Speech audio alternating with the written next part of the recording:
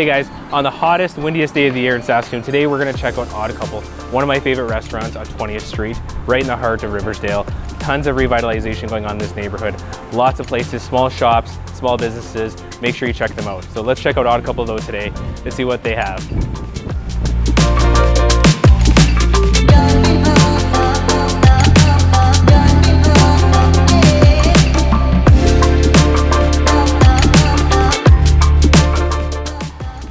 Alright guys, so this is Odd Couple for our next video. So we're going to check them out. They've got great menu items, great vegan items, great vegetarian items. Let's go have a look, see what's in the kitchen. Hey guys, I've got Andy here from Odd Couple. Let's give a warm welcome to him. Welcome Andy. Hey, hi everyone. Andy here, Odd Couple on 20th in Riversdale. Welcome Andy. Yeah, hi. How's it going? Good. Thanks for having us. So thanks for coming in. You know, this is Odd Couple, one of my favorite restaurants around town. Thank you. We eat here on a regular basis. Yeah. The menu's very diverse. Let's ask you some questions about you know, where the inspirations come from, the decor, all that stuff. So let's start out. Tell us about yourself, Andy. Sure. Andy Yuan, born and raised in Hong Kong. Moved straight to Saskatchewan when I was 15 in 1996. Moved straight to Wynyard, Saskatchewan actually. My uncle had a restaurant there, so me and my parents stayed there for about a year and a half and then moved to another small town, Lanigan, a little closer to Saskatoon, and I graduated high school in Lanigan.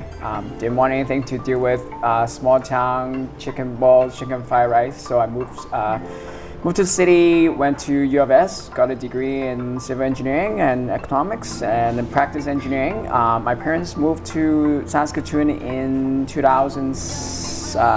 around 2003, and we feel they need a bit more retirement savings. So actually, when I graduated in 2005, and then me and my dad started a little restaurant called Chopsticks in Warman. Little takeout shop. It was really busy.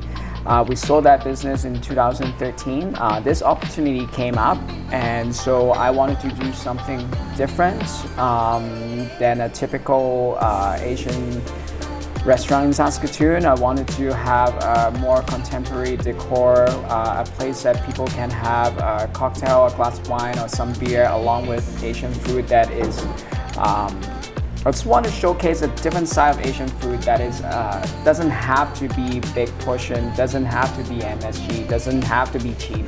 I want a place where people feel proud of bringing people in from out of town to have a good time. I wanted to have more like a collaboration of Asian flavors with local ingredients. So those are the ideas that I had back 8 years ago. That's awesome. Sounds like you've traveled quite a bit, like you said, from Lanigan to Wynyard. Those are great towns, you know. But small, I can see the big city kind of change there. You say Hong Kong, or my family's from Hong Kong, so that's awesome. So you've got some, resemblance there, I guess you'd say. So, so your menu is very diverse. Where does it come from? What inspires you for these, for the menu items? Yeah, honestly, there's only rules that we have with our menu is that we don't use any artificial MSG, but we try to incorporate some Saskatchewan or Canadian ingredients to merge flavors from Asia. Some items are more Cantonese influenced because we are from Hong Kong. Most of the kitchen staff's from Hong Kong. But some are more Southeast Asian influence, like Thailand, Vietnamese. We have one chef that was born in Ho Chi Minh City, and he also had some Japanese cooking training. So I personally really like Thai food, so we try to incorporate some of that. From Saskatoon, they prefer some food that has like a kick, and that's not really Cantonese food. So we try to do some Thai, Southeast Asian food, but really there's no rules. We just try to have something that we like, and if it tastes good and it works within the price point that we target for, then we'll provide it. It sounds like you've got a really niche boutique style restaurant here. So versus the cookie cutter, like you said, the chicken balls and the fried rice, and it's something that a lot of people have noticed here with this restaurant. You look at the reviews online; they're fantastic. So you've got a good operation going on here. So we're really grateful. I mean, when I started, I was in the early 30s, and it's been about 8 years old. You could plan all you want. Like I wrote we wrote a business plan. I did cost estimates. We project things, but a lot of the times you learn as you go. And I think in the beginning, we opened in 2014 in May, and the first while, to be honest, we felt the space looks better than the food. There was a learning curve there, and to be honest, at the time, there was a stretch that we didn't get to pay ourselves for a while as a small business, and so I did some engineering on the side, and I just couldn't focus on. There was many things that I didn't even know. We think we knew, but we don't, and it's quite a bit different in terms of expectations in Saskatoon than a place like Walman, for example. So we actually took a break in January of 2015. I went back to Asia. I met with my in-laws. We got married, and it was actually really nice to get the time to reflect what has been working and what hasn't after we opened for about 7 months. And then, so I think we came back and we were better. We're more focused about what we wanted to be, how we want to go forward. So from then on, every January we take a break and we try to travel and we try to recharge. And also it's good for the staff because restaurants are really long hours business, and sometimes it's just nice to have a break for sure. From each other in a way. It's kind of like, and also with the customers, and so then it's kind of nice. It's like a little. You kind of in some way appreciate the relationship a little better when you realize that you don't have it every day. And we're really grateful. We build a lot of long-term relationships. Most of the staffs have been here since we opened, even a lot of servers, and so those are the things that we're happy with, we're proud of. Sounds like you made a lot of sacrifice, and you're investing your time, your money. Yeah. It goes a long way. So it goes to show that you've been through that and you persevered. So that's fantastic. So good on you guys. And we're grateful. It's awesome. Restaurant, you kind of try to make it, and there's a lot of restaurants in town. How do you differentiate yourself? How do you keep the relationship with your customers and your staff? Those are always the challenges. It's not much different than selling vehicles. You want to develop good relationships so that they know, hey, Gary, I need another vehicle. Let's go, right? So it's way easier, and you don't have to be perfect, but you need to care, and those are the things. And it's when challenge arise, and how do you react? That's just how it goes in life as in business, right? 100%. So yeah. You talk about Saskatoon, the local scene. They've been very supportive, I assume. Yeah. It's been there's tons of restaurants here, and even with COVID going on, a lot of people supported these businesses, whether it was takeout, whether it was delivery. It was just awesome. It was good to see that. So I assume the community's been very supportive with you. Yeah, they were. I'm not gonna lie. It was really worrisome in the beginning. I'm a big NBA fan, a basketball fan. So when I see that NBA had to shut down in the middle of March, I realized, this is real in North America. So we switched overnight. It was a Monday. It was the last day that we did some service and dining in, and then the very next day, it was before the government asked us to shut down. We just closed and started doing delivery. We never had. Until then, we never had, and then I started driving, and we had a spare vehicle, so some of the servers became drivers. Some of them didn't want to drive or not comfortable. Then they became phone operators.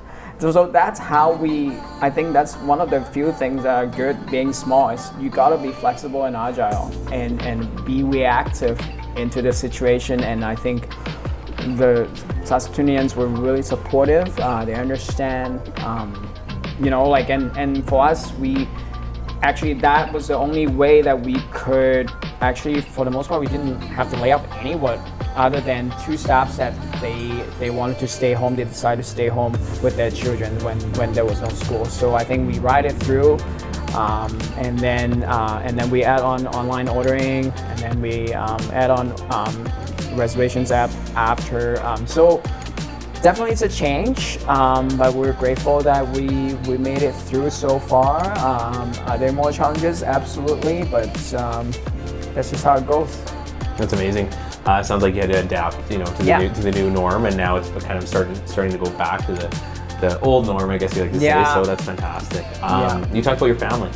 You said you got your spouse and you've got some kids. I don't have any kids yet. We don't have any kids yet. We've been married. Actually, we got married here. Awesome. In 2014. We don't have kids, so we for the first 6 years almost, we spent most of our time here, honestly, open and closed 6 days a week. Oh, wow. So, and then now actually with the pandemic, we adjusted, we're able to work a little less. We promote a couple of staffs to help Rachel to help manage the front of house. My mom, she still wants to manage every day in the kitchen, so it's awesome to hear. Yeah, so I mean, is everything perfect? No, but I mean, those are two people that I can trust the most in the world. So so I'm grateful for that, and not everyone can work within family members, and but I was pretty much I was born like that since the day I moved to Canada, I guess. So I'm used to it. Sounds like really family-oriented business, which is great. Yeah, it's a little mom and pop for sure. You say it's tough sometimes, like you said, with family, but when you guys come together, it sounds like you've got a very supportive group, and that's awesome to hear, and it's amazing. So thank you. Thanks. It's it's a little shop. Make it work. Hopefully have some fun. Hopefully have some interesting items that you could only get here, and hopefully we do a little small part to push the envelope about how perceptions of Asian food, not just to be a big portion, and we could, to me, I just wanted to see what Canadian food is about. It's about like embracing different cultures with ingredients that we have, but bring in different flavors. That to me is a version of Canadian food. So that's what we wanted to do here. So tell me about Travel with Odd Couple. Yeah, so it was a set menu idea that we came up with during the pandemic. I just thought nobody could travel, so how could we make it fun? So we decided to have a set menu with 2 appetizers, 2 entrees, and a dessert. And the key was we have to partner with some of our really long-term friends. With Pineview Farms, we will use all the meats from Pineview with that menu. And then the 9 Mile folks across the street, great neighbors. So there was times that they will make beer specifically just for that set. Or sometimes if the timing doesn't work out, we'll find a beer that would pair well with the set. And then we'll also have a dessert item that it's either going to be ice cream or sorbet as part of the dessert from Fable. So for us, it's more like, let's have some fun while we're all strapped in town, couldn't travel. And also in one meal, you could get to support 4 local businesses. And so we have done that since the October of 2020. And then our last set was to USA. We just stopped it last week. And then we're going to take a little break during the summer, but we'll bring it back in the fall. So probably around September time. But so far we have done around, I think, 8 sets. So we did Italy, I've never been. We did Mexico, I've never been. We did Hong Kong, Vietnam, Thailand, and then Vietnamese and Thai combined, and then the last one, like I said, was from United States. So there's many ideas. It does take time to be developed, but I guess that's the fun part of it. I really like the local feel. You use local ingredients, local businesses. You guys all support each other. That's fantastic. So that's a great idea. I can't wait to hear more about that in the fall. So I know it's amazing what you're doing. Let's go check it out. Right on. Cool.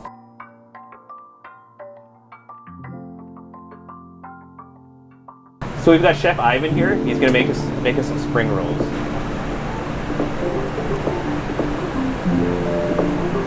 So this is where the magic happens.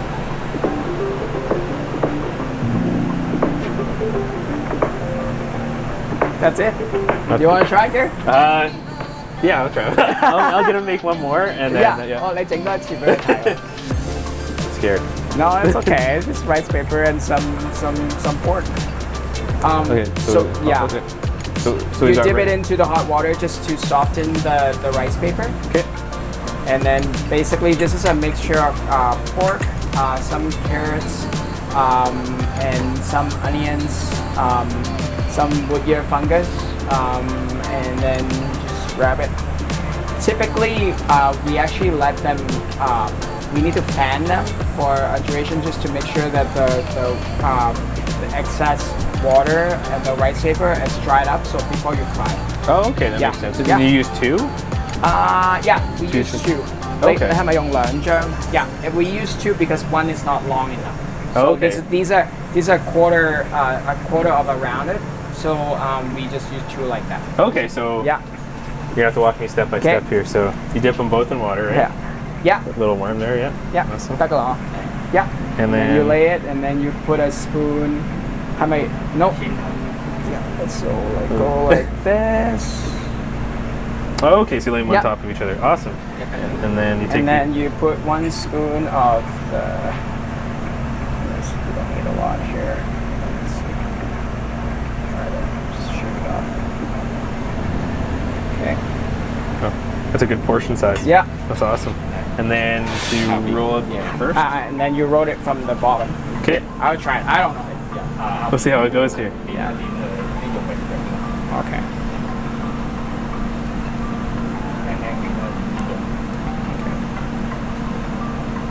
You're taking me to task here, Gair. I don't even do this that often. No, it's practice. It's awesome. Yeah. I love it. Maybe I should learn. Okay. Press it a little bit. Okay. 跟住就 And then you fold it after. Okay. So that's already dried already. So and then you just roll it like that. Perfect. Mine is not as nice, but hey, you know what? Yeah. Make it try it out. Awesome. Okay. Yeah. I think I've got the hang of it. So we'll see how it goes. So. All right. So mine won't be as pretty, I don't think. It's all good. It'll be good. As long as it wraps. My mom makes them all the time, but I. Oh, your mom does? Yeah, I never. I should start watching her make them. So. Is it your mom that's from Hong Kong? My dad actually. My mom's from Beijing, so it's a. Yeah, so it's a. So I've been there once in my life. Oh really? When I was 7. You have to go back, so fold it over. Yeah, and then press it a little bit. Okay. So that you press it on this way, so it'll make it a little longer. Oh, okay, that makes sense. And then you can fold. Fold it over. Yeah. Okay.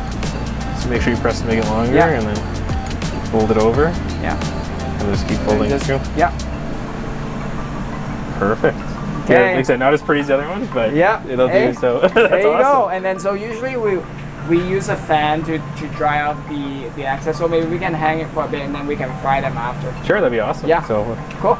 in the fryer we go. Yeah. Awesome. So right now, Chef Jackie's gonna prepare a beef tenderloin dish that is quite popular. I like beef tenderloin, so that's great. So basically we'll just watch him how to wok fry it, and it's a dish that we come up with that's a little more Thai influence. It's like a version 2.0 per se. Okay. So the initial dish was I wanted to create a dish that was more meat and potato. Okay. So the first version was more like tenderloin, some fried potatoes, some onion rings. But at the time, I thought it was just a little more one tone. So then this one is a bit more South Asian influenced. Okay. Chef Jackie's just heating up the wok. It's pretty high heat. Awesome. Just to when the smoke comes, and then we'll just use some cooking oil. Just heat up the wok. You gotta have the authentic wok, Gareth. Yeah. It's definitely worth the authentic. investment. So yeah. So now we just put some beef tenderloin onto the wok. Awesome. It's been lightly marinated with some white pepper, brown sugar, soy sauce. Pretty simple actually. A little bit of cornstarch, and then basically we just want to use a really high heat to cook the outside. Kind of like not quite grilling, but we just want to make sure that it's brown. Oh, okay, so it's seared on the outside kind of thing, yeah. Exactly. That's awesome.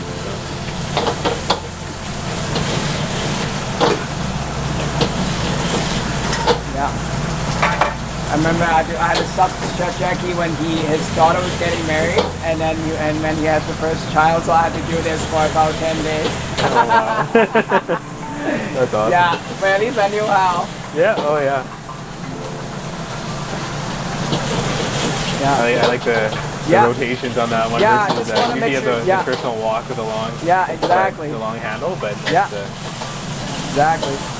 It's kind of like at home, but a lot heavier and Oh, yeah. more high heat, right? you know it's authentic, right? Yeah, That's exactly. So yeah, now it's just browning the other side.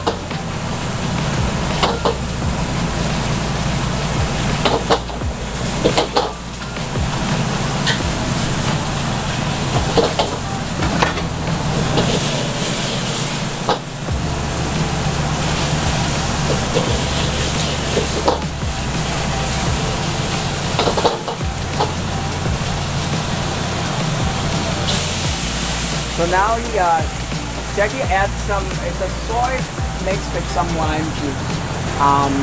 So bring a little bit of acidic and umami and some garlic, shallots, ginger, a touch of Thai chili, and then there's some Thai basil in it. Oh wow. Smells good. Yeah. Yeah. Got a wide variety of flavors, which is great, so that's exactly. awesome. And then it's pretty much done. That's great. So now you just we pair it with some julienned mango and a touch of cilantro on top and some jalapenos. Oh, jalapeno, so a little bit of spice. Yeah. Yeah, that's great. It's a quick dish.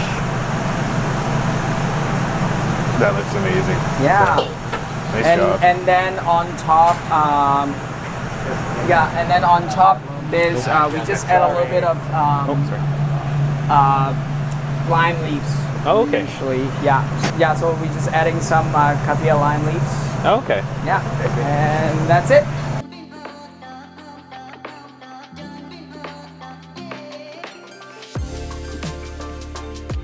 So what are we making here, Chef Jackie? Yeah, so Chef Jackie is doing a play on a called drunken noodle. Okay. It's a Thai influenced dish. It was on our truffle Thai menu. So basically, it's a beef noodle dish. It goes well in the summertime. It's a little spicy. It has a touch of Thai basil and some Chinese broccoli. For a little while, we were using local asparagus until the season was gone. So just tried to support our friends. It's called Simpkins Garden. They're from the farmers market. They have a booth, and they at the time in June it was asparagus season. So we just want to support them. I love asparagus. Oh, it almost has kind of a faux kind of look. Yeah. So this is Chef Jackie just walked by some eggs. This is some Vietnamese rice noodles and a pretty high heat. And then this is a mixture of oyster sauce, soy sauce, brown sugar, Thai basil, and a touch of garlic chili paste. So you really wanted to have that smokiness for this dish. If the heat is not high enough, it almost gets too soggy. But if it's too high, then you burn the rice noodle. Oh, okay, good. Yeah, so it's a relatively dry. It's not saucy, but it's a quick dish. So you definitely want that high heat. Yeah, just get things done fast.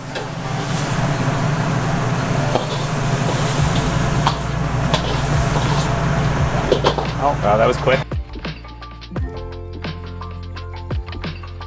We're doing the waffle part of a chicken and waffle dish. So our chicken waffle is a little different. We use a Hong Kong style bubble waffle to pair with fried chicken. So it's kind of like a play, really, on the traditional chicken and waffle.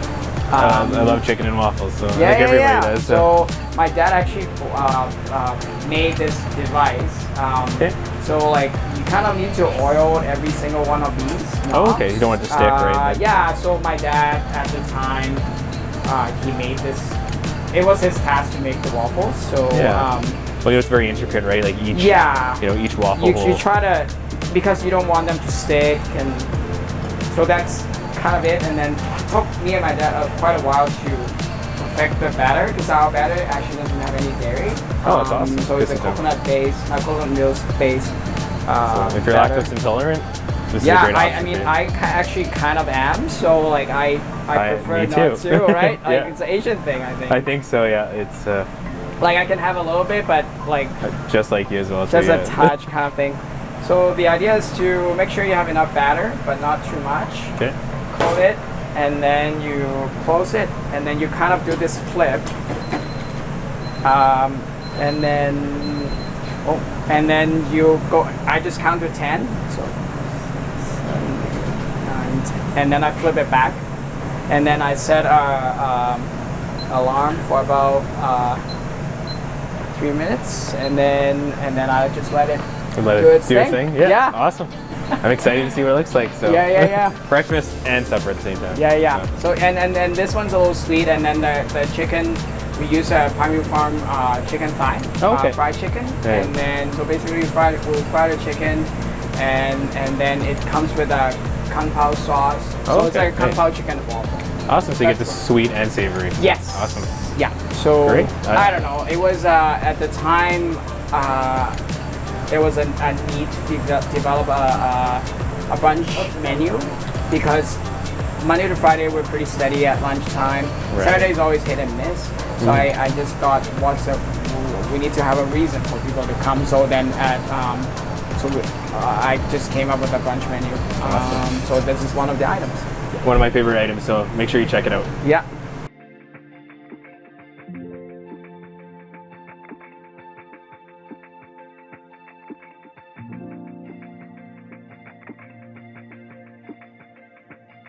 This is the waffle, and then we usually try to actually let it cool in a rack so that it has some.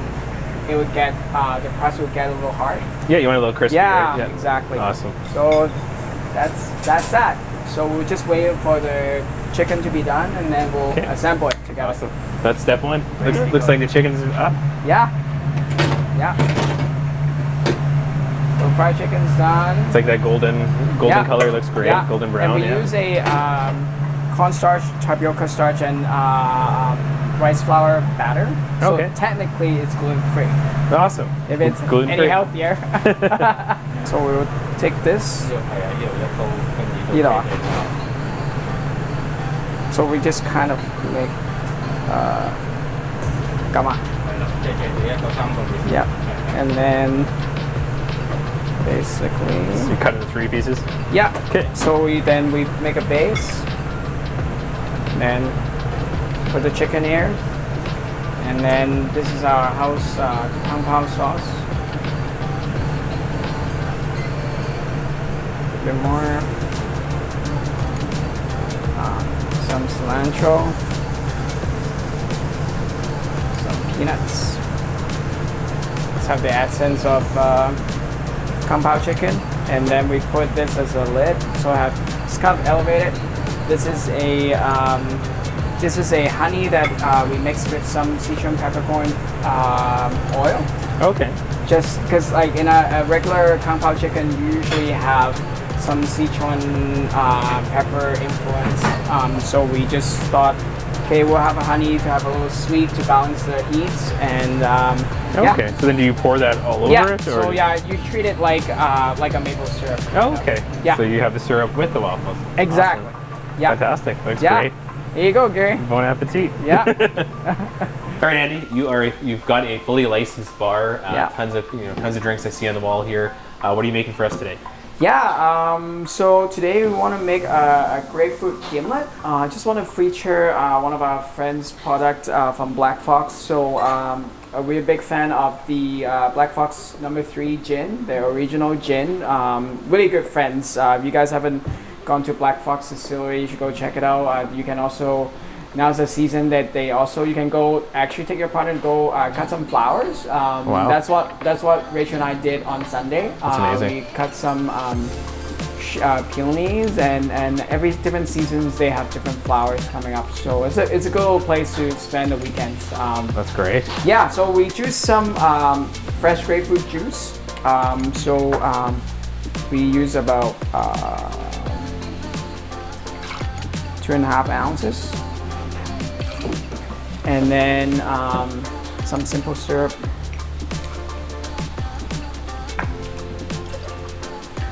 And then 2 ounces of the Black Fox No. 3 gin. So what's neat about Black Fox is that they actually grow most of their own botanicals. Oh wow! Like most other places. That's amazing. And it's all from Saskatchewan. So you know you're getting a local product. Exactly. So that's why awesome. I really like working with them, and they're amazingly nice people. That's It's a great. great place to take out of town guests. Oh, that's awesome. Yeah. I'll take my wife. We'll see how it goes. You should. love Bob gin. and John, you couldn't find nicer people. So Good to know. Yeah, just a squeeze of lime, and then put everything into the shaker. Basically, you just have to. What I like about this drink is you just have to make everything ready in front of you, and then it's, the rest is pretty easy to mix it.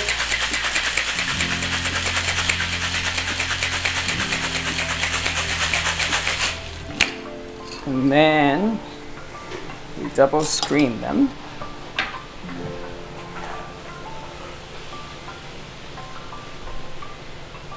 So it depends on your the color of the grapefruit. So usually come out in kind of like a pink colored drink. Really good for summertime, clean, easy, and looks refreshing. Yeah. Yeah, exactly. So I like the color. It's very it sticks out very well. So Yeah. it's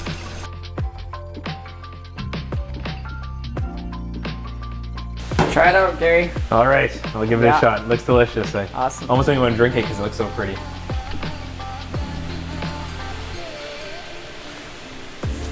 That's very smooth. Yeah. You can taste the gin. It's got that sweet texture. Yeah. Really refreshing. So make sure you try this cocktail next time you're here. Yeah.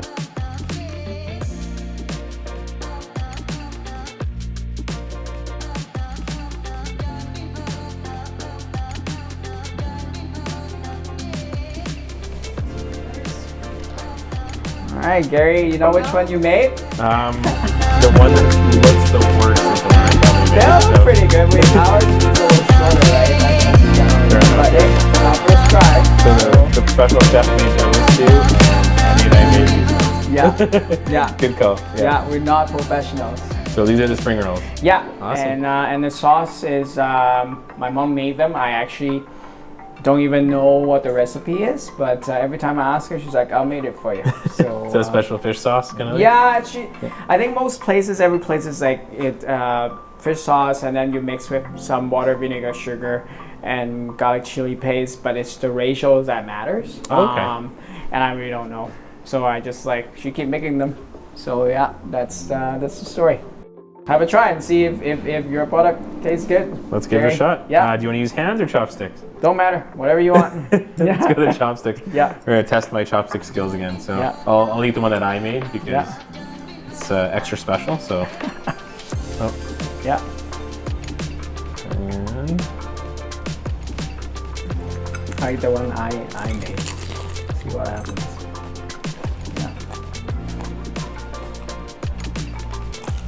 really good ingredients. I like the mixture in there. It's got that savory taste. I like your typical spring roll, but a unique experience. So make sure you try out the spring rolls here.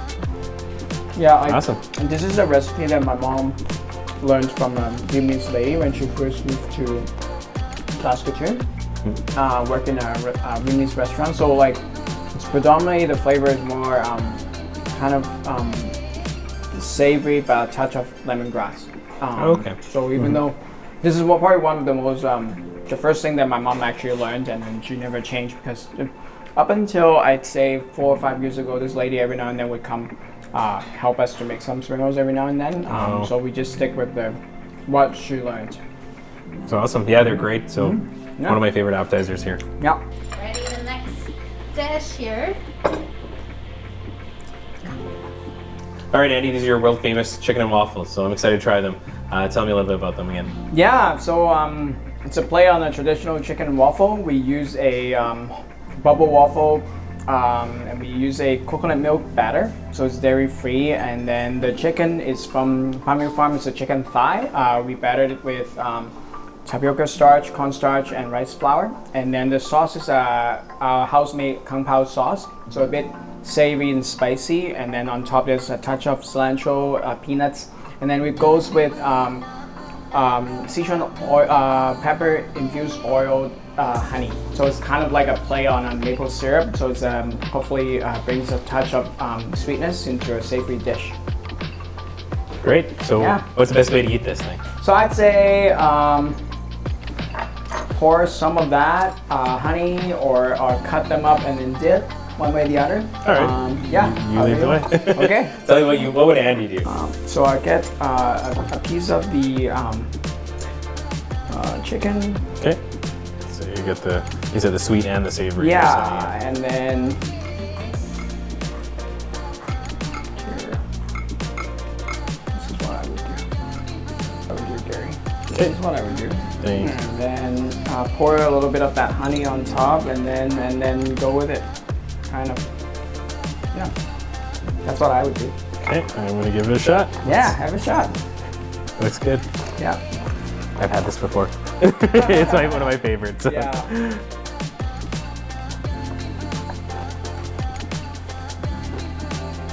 I like the crunch factor on it.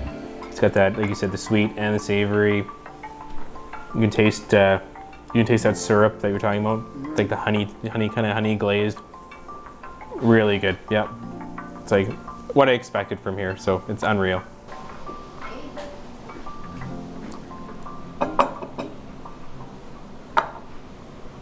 Lots of colors. I like it. Yeah. All right, so Andy, what do we got here? Yeah, we got our beef tenderloin with mango dish with a bowl of coconut rice. So it's a play on, using Canadian ingredients but merge Asian flavors. So this one's more Southeast Asian influence. Chef Jackie wok-fried this Canadian beef tenderloin with some garlic, shallots, Thai chili, Thai basil, ginger, touch of soy, and that also has a touch of lime juice. And then we topped it with some caviar lime leaves, and on the other side is some mango slaw, and it goes well with some coconut rice. Awesome. Can't wait to try it. Yeah. Let's give it a shot. Yeah. Help yourself. So grab a piece of tenderloin. Yeah, and then you get some rice in there. Okay. Maybe grab some mango, and should be good. And the mango, you said? Yeah. That's awesome. I like how you cut these mangoes. Is it just through a slicer? Is it just? Yeah, they do a mandolin, because this the mango lately that we got, it's not super white, so it's more almost more crunchy. So in a way, it works better in a mandolin setting, and it also has a bit more texture. Oh, okay. Yeah. Awesome. Excited to try this as well too. So yeah. To maybe cut that in half. Yeah. I'll let you eat. I just had supper, so. Oh, you did too? Yeah. I just had lunch when you came, and so I was just like, I'm good for now. All right. Let's try this out. Oh.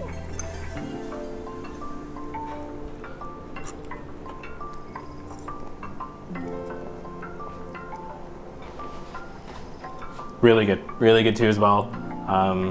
You can taste, like you said, the crunchy part of the mango. Yeah. The beef is very tender. The rice accents it as well. You can taste all the spices there. Yeah, grade A, awesome. Right. All right, this looks fantastic. Yeah. So we just add this dish back as it's our drunken noodle. We just add this dish back last month. It's actually a really good summery dish, a little bit of heat.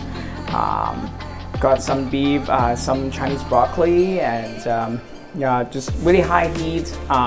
It was actually, Rachel and I had that for supper last night. So yeah, try it out. If you guys are eating it, then it must be the best thing on the menu. Yeah, it's been really popular. Awesome. Yeah. The name Drunken Noodle, where does it come from? I'm not even sure, but I think sometimes when the chefs cook them, they put some cooking wine in it. For us, it's more like it's more like a Thai influenced dish, but it's really similar to like a Cantonese dish, like a ao ho, like a gong cha ao ho. So it's like, to me, it's similar things, except it has a touch of Thai basil and a bit more heat, versus the Cantonese style is mostly just predominantly soy sauce. Okay. So almost looks like a pad thai almost. It is, yeah.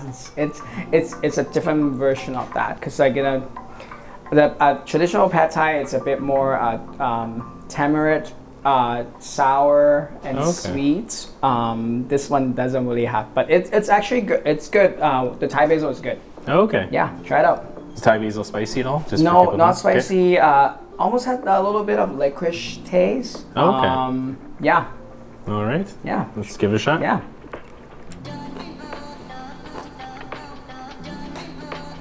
Like you can see the previous dish and this similarities, but different. Like this, because I feel like predominantly it's the Thai basil, and it's just different flavor. And I like how the eggs actually does a lot in there. Like you almost have to use a fair amount of oil to in a wok to do the high heat for the noodles. You want to have that kind of wok fried taste, but you don't want to make it too oily. So the eggs actually, it brings out the flavor, but also make it less greasy, I think. It's a wide variety. Yeah, looks great. You can actually taste the Thai basil, like you're saying, and it does have that Asian taste in it that's just absolutely unreal. Like I just love it. It presents well. It looks great, especially when it comes right out of the kitchen. Like it's steaming. It's great. Yeah, it's a quick dish, but it's quite popular. Awesome. Yeah. Another piece of that, and go for it. Yeah, thanks. Great. Awesome. So this is a play on a ginger beef, but it's vegan. It's our ginger shiitake mushroom.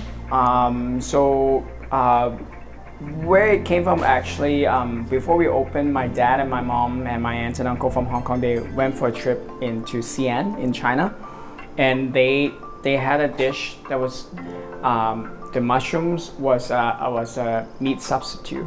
So then when they came back, they thought, okay, well, maybe we can do something similar for the ginger beef, and then so we had this on the menu basically since we opened, and it's been really popular for vegetarians and vegans.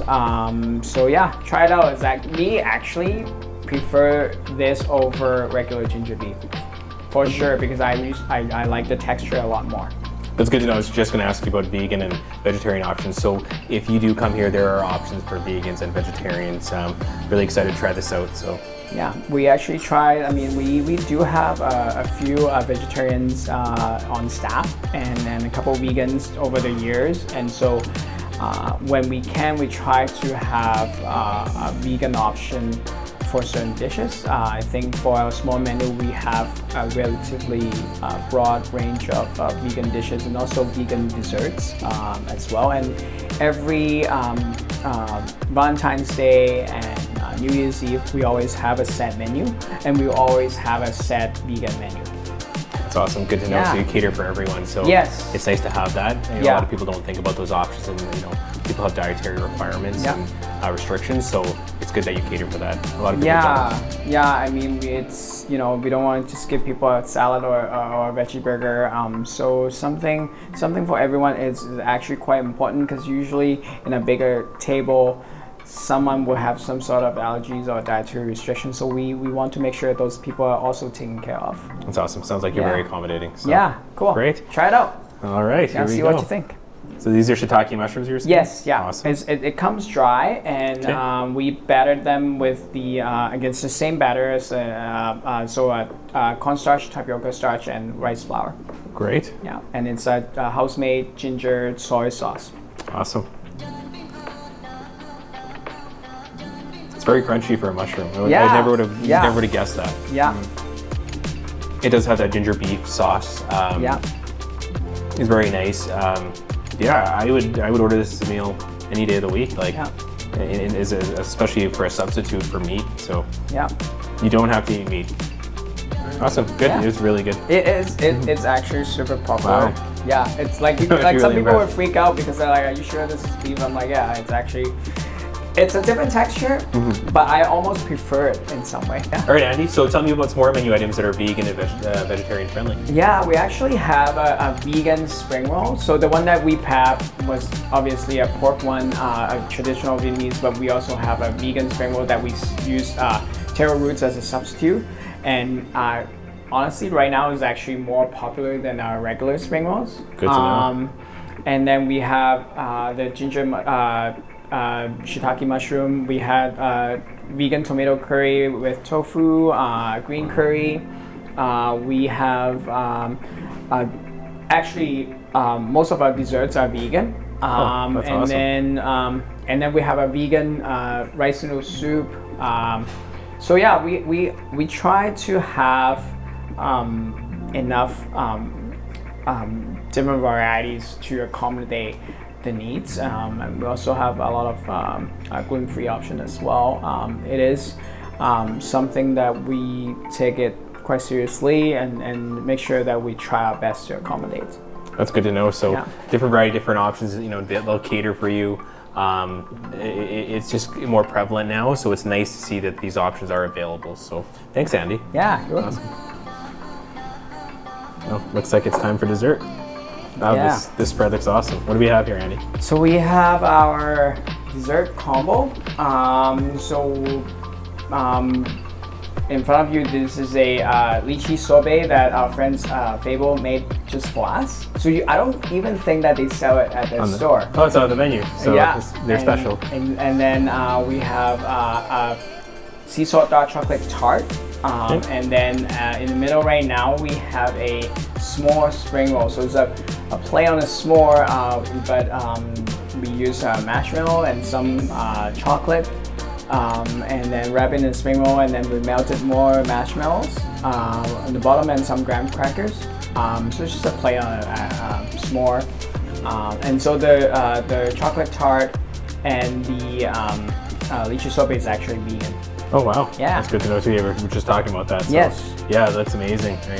I've seen this on the menu. I've never ordered it. It just looks like a lot of desserts. So if you've got a sweet tooth, this is the place to go. Yeah, it's good to share at the end of the meal with someone, and some people couldn't decide which one, then so it's great to grab them all. Yeah, it's nice to have a variety. So Yeah. this looks amazing. Actually, the s'mores spring rolls looks unreal. Yay. So I'm excited to Dig try in. it. All right, Yeah, here we go. try it out. Dig in. All right, so what do you want to try first? The sorbet? I always like the sorbet, but you could kind of position it as try something first, and then this will be the palate cleanser, Oh, okay. and then you try something else. It's up to you how you strategize your game Yeah, well, here, Gary. We'll find a way to make it work. Yeah, Here you yeah. go. So let's, Yeah, but you could try them all. So this is the sorbet. Yeah. The lychee sorbet. Yeah, I really like it.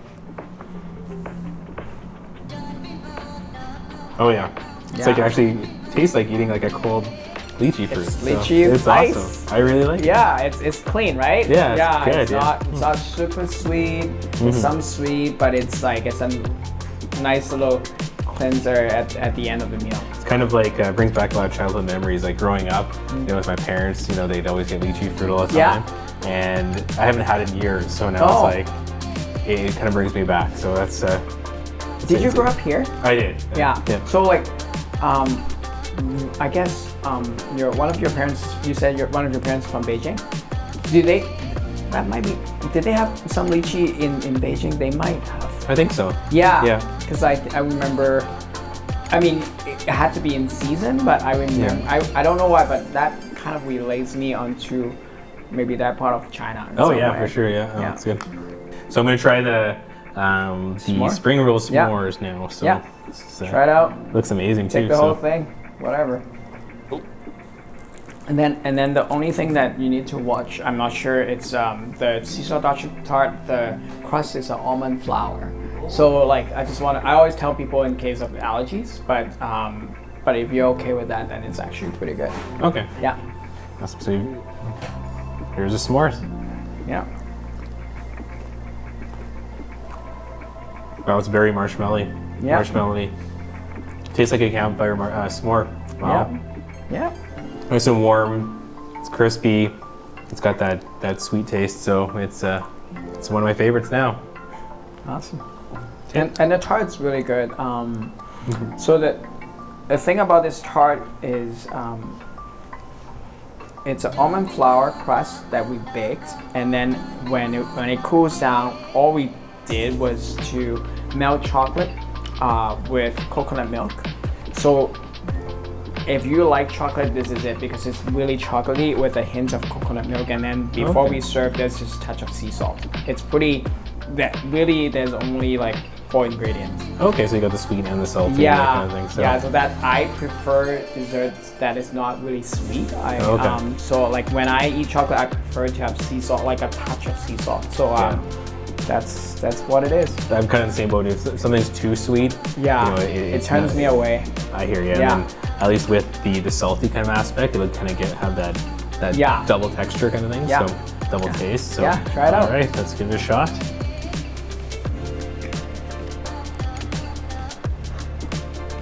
Wow, that's good too. Yeah, I can taste the salt now. Yeah. Delicious. Yeah. So you got a lot of choices here for dessert. Make sure you try them all. All right, Andy. Yeah. Thanks for having us. Yeah. We've tried quite a few menu items here. Like I said, it's one of my favorite spots here in Saskatoon. Keep up the good work. I know you're very popular. So once again, thanks for having us. And it's been great. Thanks a lot, Gair. Awesome. Okay, appreciate your time. Appreciate your time Yeah. too. So Awesome. I'll can't wait to eat the rest of this dessert. Awesome. All right, guys. Thanks. Thank you. Hey guys, I'm Gary. So Saskatoon's got a wide spectrum of amazing restaurants. A lot of them people don't even know about. So what we're gonna do is we're gonna check out all these local spots, places to eat. We always ask, where should we eat? Where should we go tonight? We have no idea. We're gonna help answer that question. So we're gonna check out a variety of restaurants. Make sure you check out all of our videos.